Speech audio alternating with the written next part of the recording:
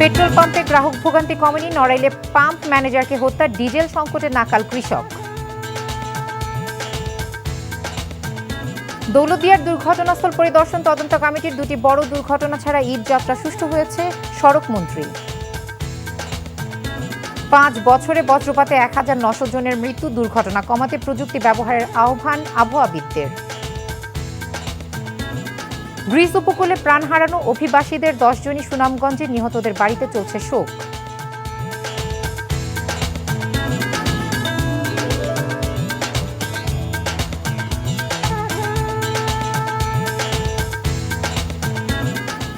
আসসালামু আলাইকুম, স্বাগত জানাচ্ছি এনটিভির দেশের খবরে। ক্রাউন সিমেন্ট শিরোনাম দেখছিলেন, এবার পুরো খবর।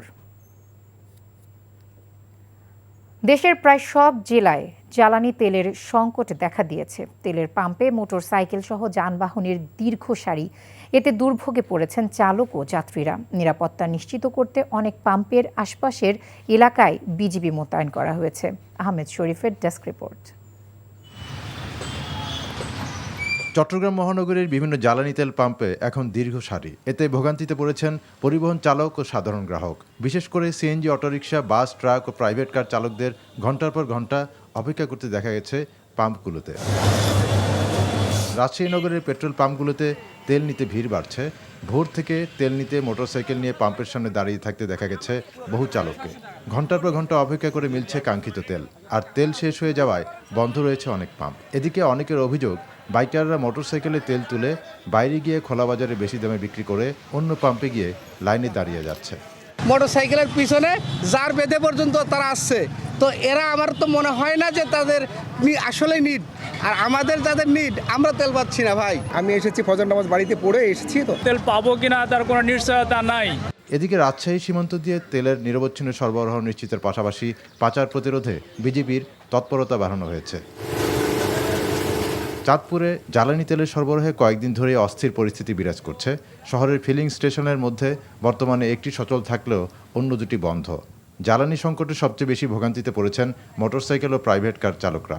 যে পরিমাণ চাহিদা দরকার ওই পরিমাণ তেল পাওয়া যাচ্ছে না, ঠিক আছে। এই কারণে আমরা বাইকাররা আসলে অনেক ভোগান্তির মধ্যে দিয়ে আমাদের দিন যাচ্ছে। যখন ঢাকা যাবো তেল পেয়েছি না, 3টা পাম্পে ঘুরছি।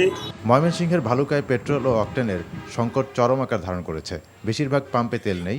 এরই মাঝে 6টি ফিলিং স্টেশনে অভিযান চালিয়েছে ভ্রাম্যমাণ আদালত। এতে 2টি পাম্পে পেট্রোল ও অকটেন পাওয়া গেছে। মৌলভীবাজারের সীমান্ত দিয়ে অবৈধভাবে তেল পাচার রোধ করা এবং শ্রীমঙ্গলে অবস্থিত বাংলাদেশ পেট্রোলিয়াম কর্পোরেশনের আওতাধীন 3টি অয়েল কোম্পানির নিরাপত্তায় 3 প্লাটুন বিজিবি মোতায়েন করা হয়েছে। Ahmed Sharif, NTV news desk. মোংলায় যমুনা অয়েল কোম্পানি লিমিটেডের 3টি তেলের ট্যাঙ্কে 12,613 লিটার ডিজেল মজুত করার প্রমাণ পেয়েছে যৌথ মনিটরিং টিম। কোস্টগার্ড মিডিয়া কর্মকর্তা লেফটেন্যান্ট কমান্ডার সাব্বির আলম সুজন জানান, গোপন সংবাদের ভিত্তিতে গত রাতে কোস্টগার্ড, নৌবাহিনী, পুলিশ, এনএসআই ও বাগেরহাট অতিরিক্ত জেলা প্রশাসক অনুপ দাসের সমন্বয়ে যৌথ টিম মোংলা অয়েল ইনস্টলেশন এলাকায় অবস্থিত যমুনা পেট্রোলিয়াম লিমিটেডে অভিযান চালানো হয়। এ সময় প্রতিষ্ঠানের 3টি তেলের ট্যাঙ্কে সংরক্ষিত জ্বালানি তেলের পরিমাণ সরেজমিনে পরিমাপ এবং সংশ্লিষ্ট কাগজপত্র যাচাই বাছাই করেন। এতে অবৈধভাবে 12,613 লিটার অতিরিক্ত জ্বালানি তেল মজুত পাওয়া যায়। বাগেরহাটের অতিরিক্ত জেলা প্রশাসক অনুপ দাস জানান, শাস্তিমূলক ব্যবস্থা নেওয়ার জন্য বাংলাদেশ পেট্রোলিয়াম কর্পোরেশন বিপিসি বরাবর একটি প্রতিবেদন দেওয়া হয়েছে। দিনাজপুরের ট্যাঙ্ক লরি চালক সহ 3 শ্রমিককে ভ্রাম্যমাণ আদালতে হয়রানির অভিযোগ এনে অনির্দিষ্টকালের কর্মবিরতি শুরু করেছে রংপুর বিভাগীয় ট্যাঙ্ক লরি শ্রমিক ইউনিয়ন। সকাল 8টা থেকে পার্বতীপুরে রেলহেড অয়েল ডিপো থেকে তেল উত্তোলন বন্ধ রেখে ট্যাঙ্ক লরি শ্রমিকদের এই কর্মসূচি শুরু হয়। পরে একাত্মতা জানায় দিনাজপুর জেলা পেট্রোল পাম্প মালিক সমিতি। এর ফলে রংপুর বিভাগের 8 জেলায় জ্বালানি তেল সরবরাহ বন্ধ হয়ে যায়। গতরাতে পার্বতীপুর রেলহেড অয়েল ডিপো থেকে জ্বালানি তেল নিয়ে নীলফামারী যাচ্ছিল একটি লরি। পথে নীলফামারীর রেলগেট এলাকায় গাড়িতে যান্ত্রিক ত্রুটি দেখা দেয়। সেখানে গাড়ি থামিয়ে চালক কৃষ্ণ ও তার সহকারী রিফাত মেরামতের কাজ করছিল। এ সময় ভ্রাম্যমাণ আদালতের একটি টিম এই পথ দিয়ে যাওয়ার সময় তেলবাহী লরি দাঁড়িয়ে থাকতে দেখে অভিযান পরিচালনা করেন। এ সময় লরির ক্যাবিনে 2টি জারে 10 লিটার পেট্রোল ও 3 লিটার ডিজেল পান। পরে লরিটি আটক করে জেলা প্রশাসক কার্যালয় চত্বরে নেওয়া হয়।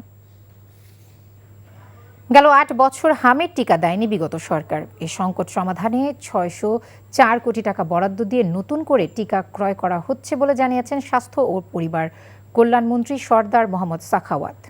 বলেন, হাম রোগীর জন্য বেসরকারিভাবে ৫টি ভেন্টিলেটরের ব্যবস্থা করা হয়েছে, এর ৪টি রাজশাহীতে পাঠানো হবে। একই সঙ্গে হামে আক্রান্তের সংখ্যা বৃদ্ধি পাওয়ায় শিশু হাসপাতাল, ঢাকা মেডিকেল, ডিএনসিসি ডেডিকেটেড হাসপাতালে আইসিইউ প্রস্তুত করা হয়েছে। দুপুরে নারায়ণগঞ্জের রূপগঞ্জের পূর্বাচলে বাংলাদেশ চায়না ফ্রেন্ডশিপ এক্সিবিশন সেন্টারে ১৭তম এশিয়া ফার্মা এবং এশিয়া ল্যাব এক্সপো শীর্ষক আন্তর্জাতিক ওষুধ শিল্প মেলা প্রদর্শনীর উদ্বোধনী অনুষ্ঠানে তিনি এসব কথা বলেন। কেউ যদি যুদ্ধে না যায়, কে দেশটাকে স্বাধীন করবে? আজকে আপনাদের সামনে আমি বলি, কেউ যদি আমরা এই দুর্নীতির বিরুদ্ধে এবং এই অনাচারের বিরুদ্ধে যদি আমরা যুদ্ধ ঘোষণা না করি, যুদ্ধহীন যদি চেষ্টা না করি, যদি চেষ্টা অব্যাহত না রাখি, কার উপরে আমরা ছেড়ে দিয়ে যাব আরেকজন করবে। Let me try, let us try, late all start our attempt to improve this sector. পরিবারের অভাব অনটন দূর করার স্বপ্ন নিয়ে পাড়ি জমিয়েছিলেন বিদেশ বিভুঁইয়ে। তবে এই স্বপ্নযাত্রাই যে অন্তিম যাত্রা হবে তা কে জানত। উত্তর আফ্রিকা থেকে ইউরোপে যাওয়ার পথে গ্রিসের উপকূলে একটি রাবারের নৌকায় অন্তত ২২ জন অভিবাসীর মৃত্যু হয়েছে, যার মধ্যে ১৮ জনই বাংলাদেশি। মৃত্যুর খবরে নিহতদের বাড়িতে চলছে শোকের মাতম। সরকারি সহায়তায় নিহতদের মরদেহ দেশে আনার দাবি জানিয়েছেন স্বজনরা। সুনামগঞ্জ থেকে দেওয়ান গিয়াস চৌধুরীর তথ্য, ছবিতে ইমরুল কায়েসের রিপোর্ট। ছেলে হারিয়ে পাগল প্রায় বাবা, গ্রাম জুড়ে নেমেছে শোকের ছায়া। দুদিন আগেও যেখানে হাসি ঠাট্টার রোল পড়ত, আজ সেখানে শুধুই হাহাকার।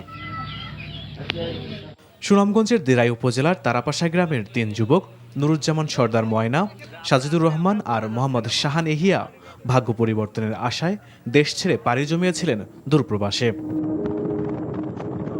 কিন্তু উত্তর আফ্রিকা থেকে ইউরোপে যাওয়ার পথে গ্রিসের উপকূলে খাবার আর পানি সংকটে অসুস্থ হয়ে প্রাণ হারান।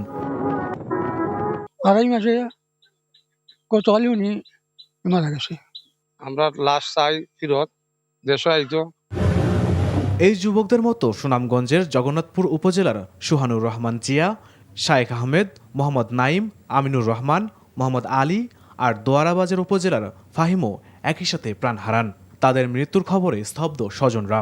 সরকারি সহায়তায় নিহতদের মরদেহ দেশে ফিরিয়ে আনার দাবি জানিয়েছেন স্বজনরা। মানুষ তো লুবের আশায় যায়, তারাও দুকা দেওয়ার নেই ওইলাখান নেয়া। এইটা জাতের সামনে দি ই অবস্থায় মানুষের নেয়া ই বিপদ নেয়া ভালায় না। ওই দেশের মাটি ছেড়ে বিদেশে পাড়ি জমিয়ে এভাবে জীবনের শেষ পরিণতি মেনে নিতে পারছেন না প্রতিবেশীরা। বলছেন, এখান থেকেই শিক্ষা নিয়ে সকলের সচেতন হওয়া উচিত। আমরা চাই এই ধরনের জিনিসটা বর্তমান দেশের সরকার যে আছেন প্রধানমন্ত্রী তারেক রহমান এটা বন্ধ করার চেষ্টা করুক। এই গেমের যাত্রী আমার ছেলে একজন ছিল, কিন্তু আমি সচেতন মানুষ নয়, আমি আমার খোল্লামাই লিছি। খোল্লামানির কারণে আজকে হয়তো আমার ছেলেটা আমার বুড়ো আছে। ভাগ্য পরিবর্তনের আশায় পাড়ি জমিয়ে আর কেউ যেন এভাবে মারা না যায়, আর কারো যেন বুক খালি না হয়, এমনটাই প্রত্যাশা ভুক্তভোগী স্বজনদের। Imrul Kayes, NTV news desk. নওগাঁর বদলগাছিতে ফসলের মাঠ থেকে পরিত্যক্ত অবস্থায় ৩২৫ রাউন্ড 303 রাইফেলের গুলি উদ্ধার করেছে পুলিশ। পুলিশ জানায়, সকালে উপজেলার আধাইপুর ইউনিয়নের দেউলিয়া উত্তরপাড়া গ্রামের জহিদুল ইসলাম নামে এক বর্গা চাষি জমিতে খুঁটি বসাতে যায়। মাটির প্রায় ১ ফুট নিচে শক্ত কিছু অনুভব করেন তিনি। পরে কোদাল দিয়ে মাটি খুঁড়লে একটি ভাঙা কাঠের বাক্সের ভেতরে পুরনো বুলেট দেখতে পেয়ে পুলিশে খবর দেন। বদলগাছি থানার ভারপ্রাপ্ত কর্মকর্তা মোতাহার হোসেন জানান, উদ্ধার হওয়া গুলি 303 রাইফেলের। বিষয়টি তদন্ত করে দেখা হচ্ছে। ময়মনসিংহের ত্রিশাল স্কুলের জায়গা নিজের দাবি করে প্রবেশ মুখ আটকে দেওয়ার অভিযোগ উঠেছে সদর ইউপি চেয়ারম্যান জাকির হোসেনের পরিবারের বিরুদ্ধে। এতে বিপাকে পড়েছে স্কুলের ৫ শতাধিক শিক্ষার্থী। স্কুলের প্রধান শিক্ষক হাবিবুর রহমানের অভিযোগ, শুক্রবার সন্ধ্যায় জমির মালিক দাবি করা ত্রিশাল সদর ইউনিয়নের চেয়ারম্যান জাকির হোসেনের পরিবারের লোকজন বিদ্যালয়ের চারপাশ নেটের বেড়া দেয়। শনিবার সকালে স্কুলে এসে প্রবেশ পথে বাধা পেয়ে ফিরে যায় শিক্ষার্থীরা। ইউপি চেয়ারম্যান জাকির হোসেনের সাথে মুঠোফোনে যোগাযোগ করা হলে তাকে পাওয়া যায়নি। উপজেলা নির্বাহী কর্মকর্তা আরাফাত সিদ্দিকী বলেন, তার কাছে কোনো অভিযোগ আসেনি, অভিযোগ পেলে ব্যবস্থা নেওয়া হবে।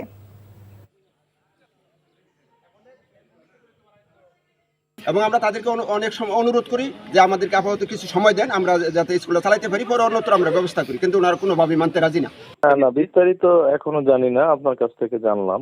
আর এটা খতিয়ে দেখে আমরা ব্যবস্থা নেব।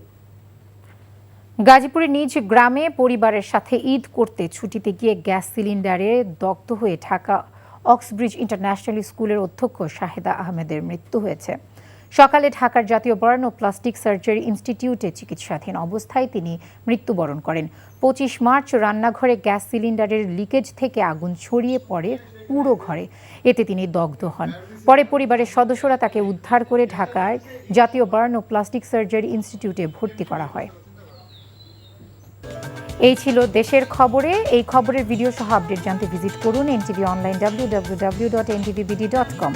এছাড়াও এনটিভির জনপ্রিয় সব অনুষ্ঠান ও খবরের আপডেট জানতে ভিজিট করুন আমাদের ইউটিউব ও ভেরিফাইড ফেসবুক পেজ। 6টায় ইভিনিং নিউজ দেখার আমন্ত্রণ রইল। ধন্যবাদ সবাইকে।